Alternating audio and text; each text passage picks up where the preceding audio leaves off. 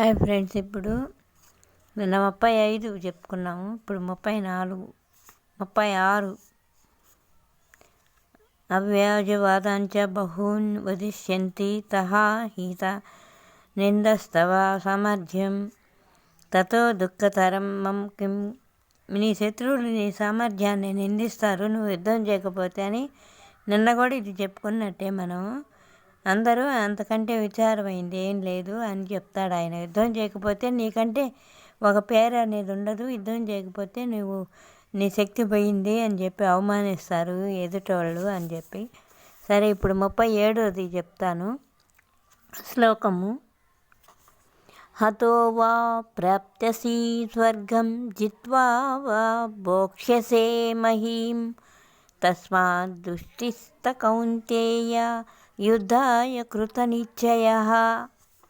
హతో వా ప్రాప్స్యసి స్వర్గం జిత్వా నా భోక్ష్యసే మహీం తస్మాత్ దుష్టిత కౌంతేయ యుద్ధాయ కృతనిశ్చయః. 37 శ్లోకం, 2వ అధ్యాయంలోది.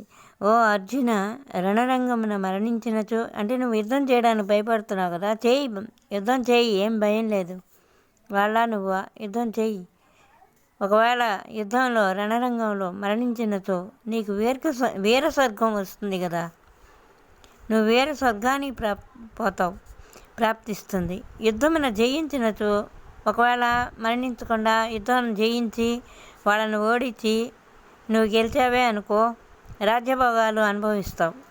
కనుక కృతనిశ్చయుడవై యుద్ధానికి లే కృతనిశ్చయం అంటే నిశ్చయమైన మనసుతో, ఒకే మనసుతో, ఒకే మాటతో, ఖచ్చితమైన మనస్తత్వంతో చేస్తాను నేను యుద్ధం, చచ్చినా బతికినా వాళ్ళతో చేసి గెలుస్తాను అని ఒక ధైర్యంతో పైకి లేచి యుద్ధం చేయి అని చెప్పి కృష్ణుడు అర్జునుడిని ప్రోత్సహిస్తున్నాడు.